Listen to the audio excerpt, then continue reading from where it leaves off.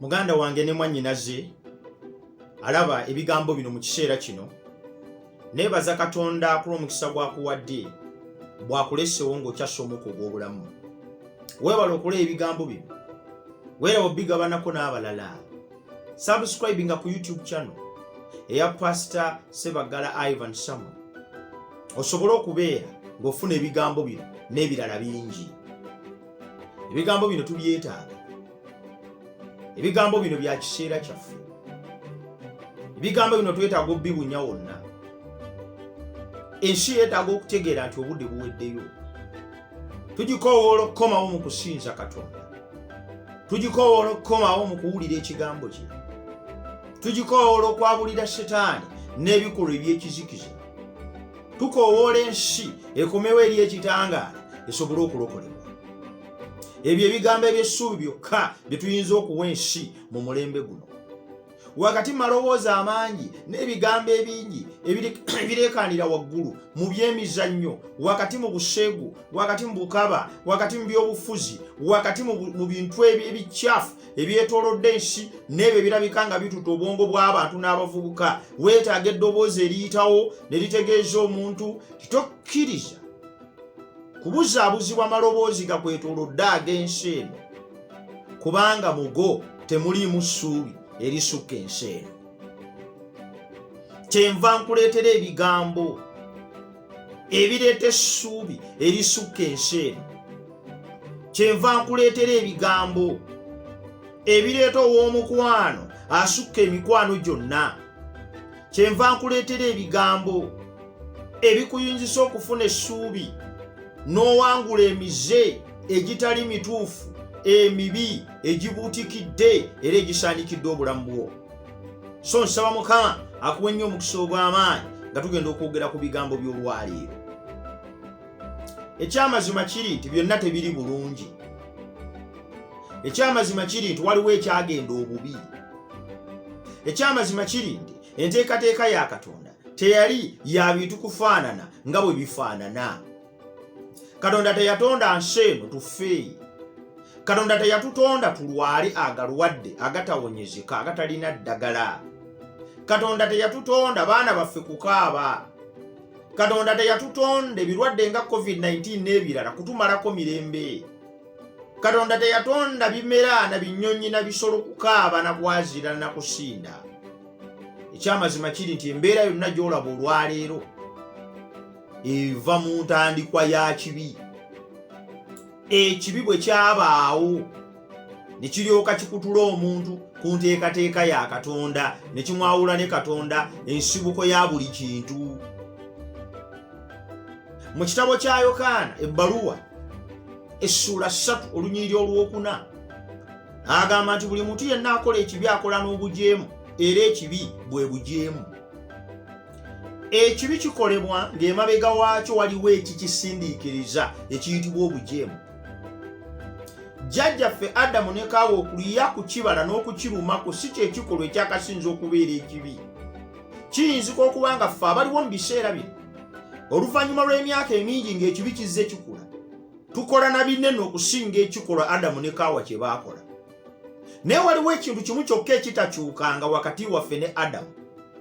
Weewe ekibi we kiva. Oba kitono kitya, oba kinene kitya, kisibuka mu bujeemu.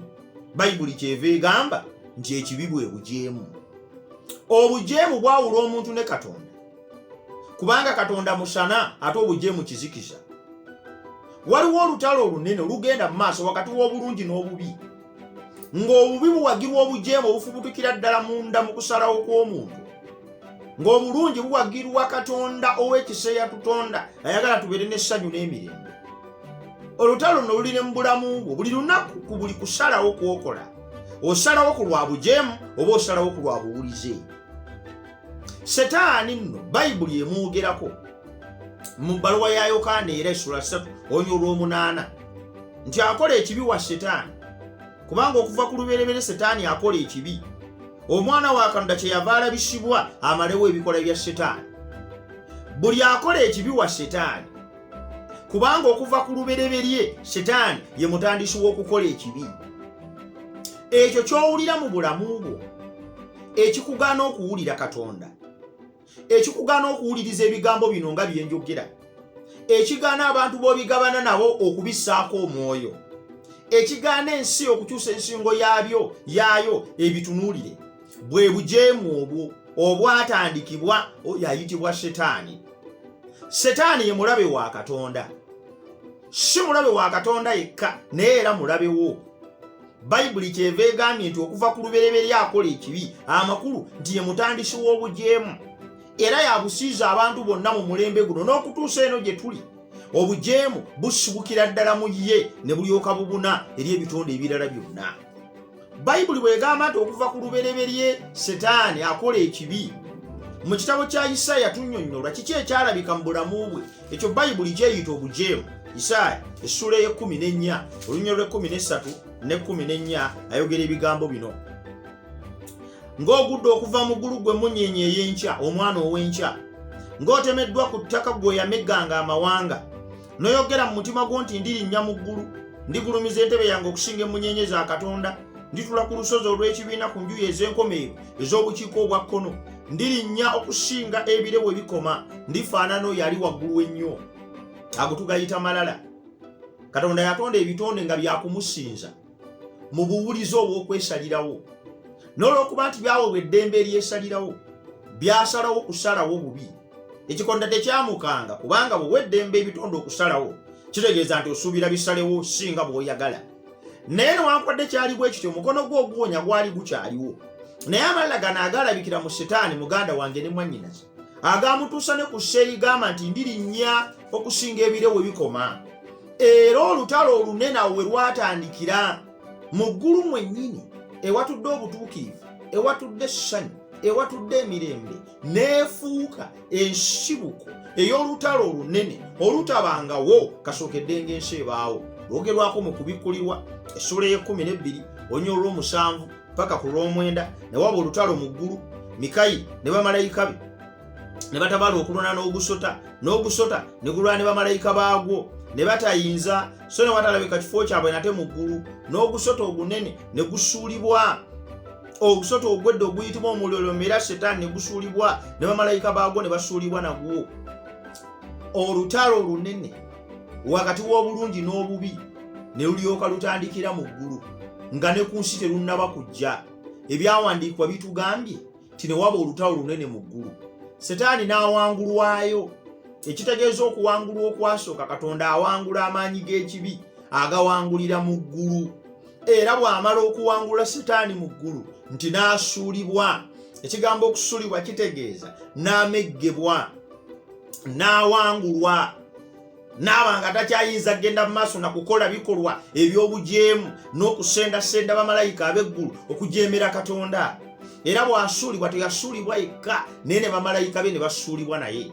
Obadde okimanyi nti olutalo wakati w'obulungi n'obubi lulwanibwa n'ebitonde bye tutalabako n'amaaso ebyogeddwako mu Bayibuli nga byasuulibwa.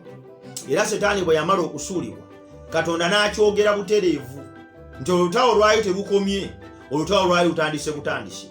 Ku Bikulu essula 12 olunyiriri lw'e12, kale musanyuke eggulu n'abatuulamu, zisanze ensi n'ennyanja, kubanga omulyolyo asse gye muli ng'alina obusungu bungi, ng'amanyi nti alina akaseera katono. Olutalo luno lwayogerwako, tetwali lwakoma mu ggulu, lwali lwakugenda mu maaso lutuuke ne ku nsi. Bayibuli ennyonnyola nti olutalo olunene lwali lwakulwanibwa wano, battlefield earth. Kati basibo ne bannyabo, wano we tutudde, olutalo we lukwajjira wakati w'obulungi n'obubi, lukwajjira mu bulamu bwo, lukwajjira mu mutima gwo, lugenda mu maaso. Kusalawo okwo ne byolondawo okukola biraga ludda kikolwanira. Naye Yesu, Bayibuli egamba nti ensi gizisanze n'abagituulamu, kubanga omuliro asse gye bali ng'amanyi nti alina akaseera katono. Olutalo lugenda mu maaso. Setaani bw'atyo yasuulibwa, teyasuulibwa yekka, n'asuulibwa bamalayika be bangi abagwa mu bitongole eby'enjawulo. Kaakati amayembe, ebiteega, obusezi, obuseegu, obukaba, obujja, entalo, obuluvu, byonna biwagirwa ejje lino eryasuulibwa ery'ekizikiza, erirwana nange, erirwana naawe, okulaba nti tudda ku ludda olulwanisa Katonda.